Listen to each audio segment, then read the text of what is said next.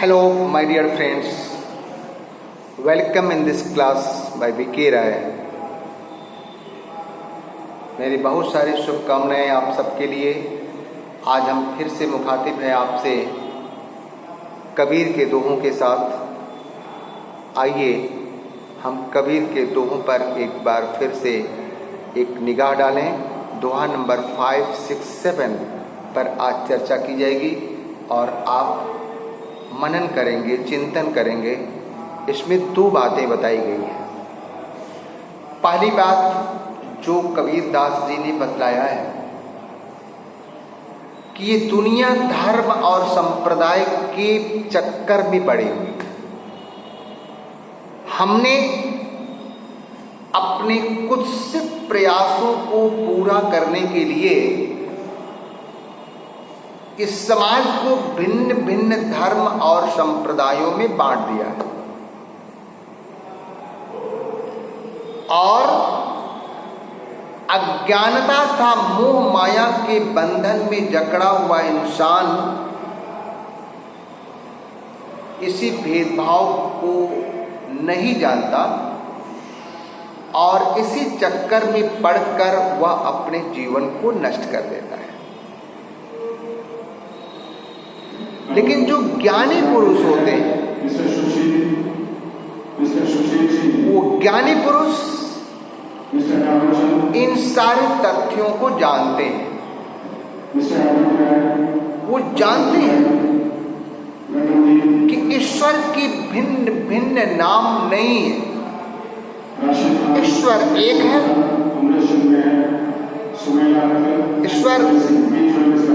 ईश्वर सर्वव्यापी है। हमने उसे दुनिया में भिन्न भिन्न नाम दे दिए। हमें कभी भी धार्मिक संप्रदाय या धर्म के आधार पर ईश्वर का विभाजन नहीं करना चाहिए। और दूसरी बात जो उन्होंने बतलाई है वो बड़ी महत्वपूर्ण है कि इंसान इस समाज में अपने अच्छे कर्मों से जाना जाता है, कभी भी अपने कुल अर्थात वंश के द्वारा नहीं, उच्च जाति के द्वारा नहीं। सोचो, यदि किसी इंसान के कर्म अच्छे नहीं हैं,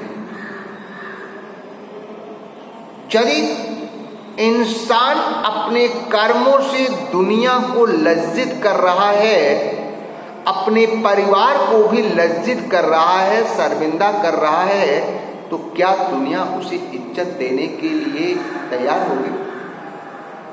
कदापि नहीं होगी। ऐसे इंसान को देख करके लोग अपनी नजरें चुरा लेना चाहते हैं। उससे बात करना तो दूर, पीठ पीछे कर लेते हैं।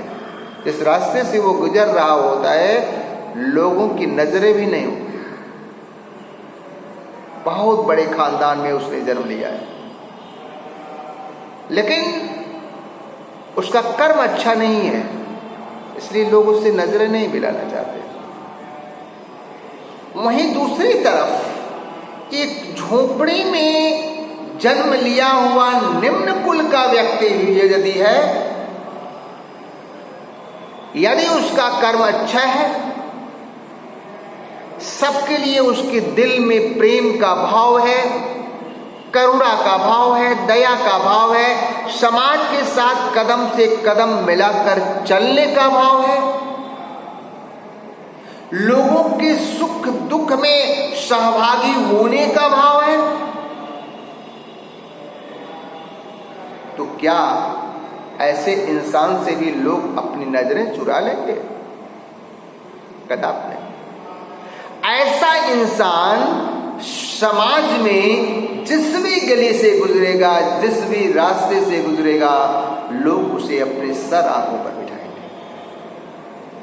इसलिए मेरे प्रिय छात्रों, ये याद रखो कि मनुष्य अपने कर्मों से दुनिया में जाना जाता है अपने कुल या जात से नहीं। आज के जो 3 दोहे हैं वो 3 के तीनों दोहे इसी से संदर्भित हैं। सबसे पहले कबीर ने ये कहा कि हिंदू मुआ राम कहे मुसलमान खुदाई, कहे कबीर सोई जीवता जो दोहे के निकट न जाए। उसी का जीवन सफल है जो इन दोनों के चक्कर में नहीं पड़ता। अर्थात जो इंसान ईश्वर में कोई भेदभाव नहीं करता,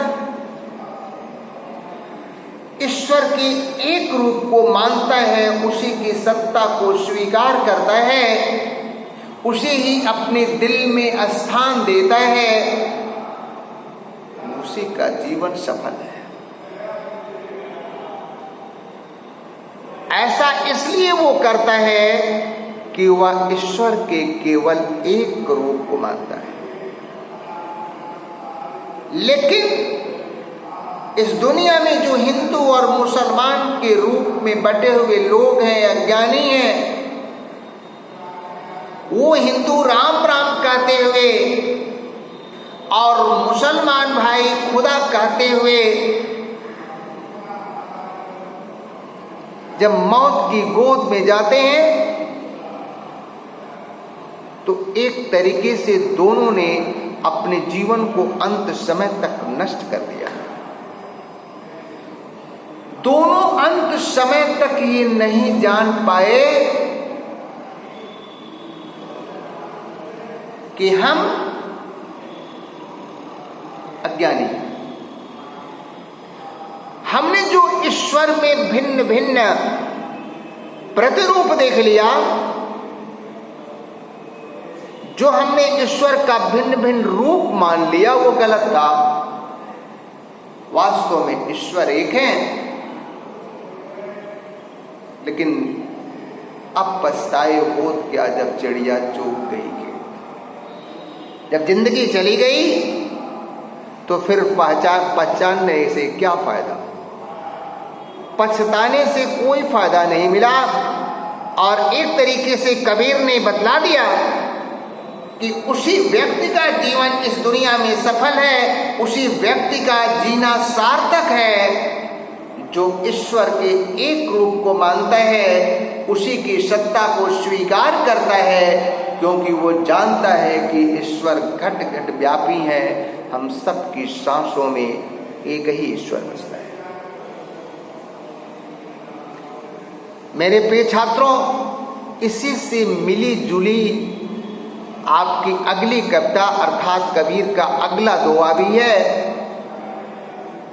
जिसमें कबीर दास जी ने माना है कि हम अज्ञानता के कारण भिन्न भिन्न धार्मिक स्थलों में बसे हुए भगवान को भिन्न भिन्न नामों से पुकारते हैं। उन धार्मिक स्थलों को भिन्न भिन्न रूपों में जानते हैं, अपना आराध्य मानते हैं, अपना आराध्य धार्मिक स्थल। काबा मुस्लिम भाइयों का धार्मिक स्थल है और काशी हिंदुओं के धार्मिक स्थल के रूप में इस दुनिया में मान्यता दी गई। लेकिन क्या ये सच है कि काबा में बैठा हुआ भगवान दूसरा है और काशी में बैठा हुआ भगवान दूसरा है? कदाप नहीं। दोनों में तो एक ही ईश्वर का प्रतिरूप है, एक ही ईश्वर का भिन्न भिन्न निवास स्थान है, लेकिन ईश्वर एक है। और जो व्यक्ति इसको अलग अलग मानता है वो अपने धर्म और संप्रदाय के आधार पर इसका विभाजन कर रखा है। कबीरदास जी इस बात को नहीं मानते। कबीरदास जी ने लिखा कि काबा फिर काशी भया, काबा फिर काशी भया, रामई भया राइन। मैं काबा भी घूमा, काशी भी घूमा, मैं राम का भी भक्त हुआ, रहीम का भी भक्त, क्योंकि मैं मानता हूं कि दोनों जगह पर बसे हुए ईश्वर एक हैं, उनका एक ही रूप है। हमने उनका भिन्न भिन्न नाम दे रखा है। जिस प्रकार से उन्होंने एग्जाम्पल दे दिया कि जिस प्रकार से मोट चून मैदा भया, बैठ कबीरा जीन, कबीरदास जी ने लिखा कि जिस गेहूं की रोटी को हम बैठ करके खाते हैं,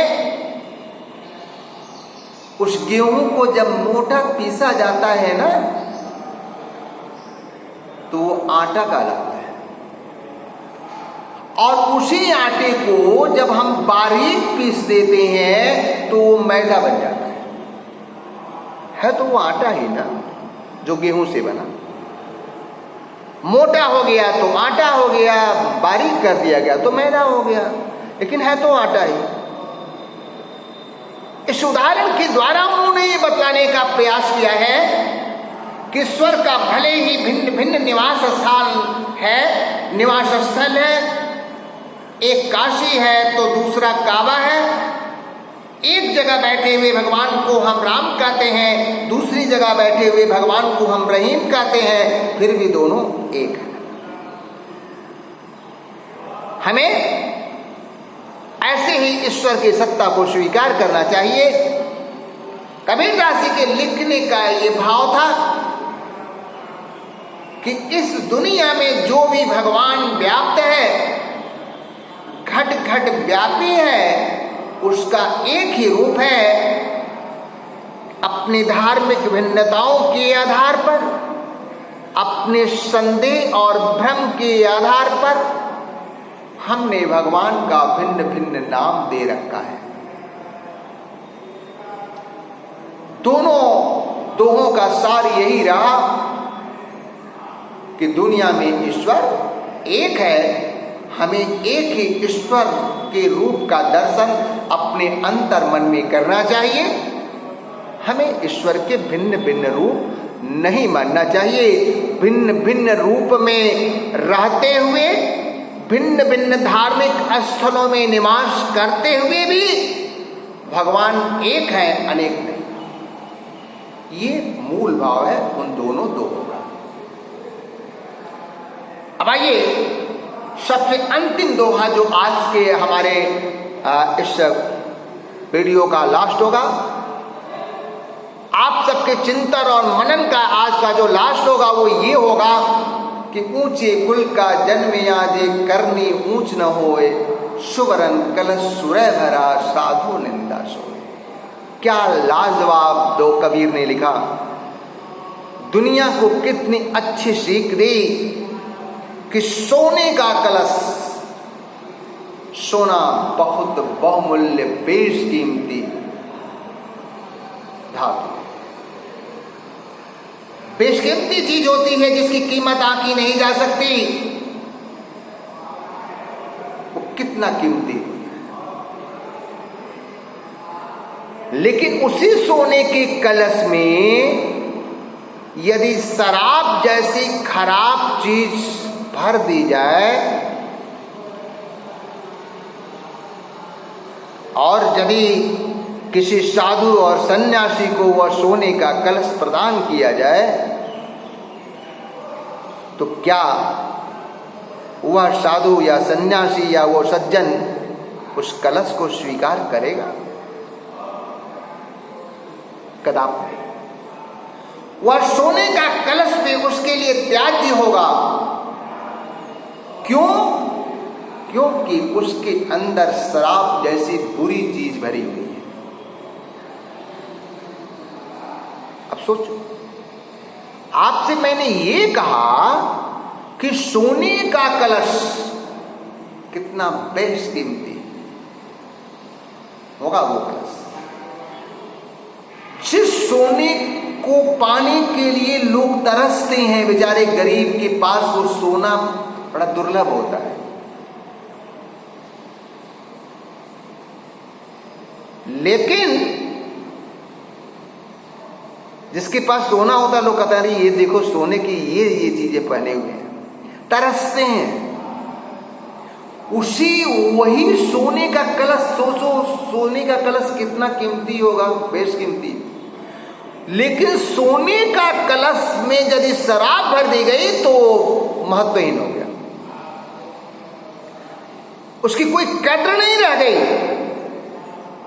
कबीरदास जी ने यह लिखा कि जिस प्रकार सोने का कलश यदि शराब से भरा हो तो साधुओं के लिए, सन्यासियों के लिए, सज्जनों के लिए वह हमेशा ही त्याज्य होता है, वह सोने का कलश महत्वहीन होता है। ठीक उसी प्रकार से ऊंचे कुल का जन्मिया जे करनी ऊंच न हो, ठीक उसी प्रकार से ऊंचे कुल में जन्म लेने का क्या फायदा यदि मनुष्य के कर्म अच्छे नहीं हैं।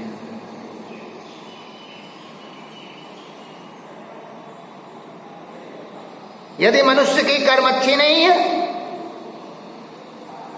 तो कभी भी उसका कुल, उसकी जाति उसे समाज में स्थान नहीं दिला सकती।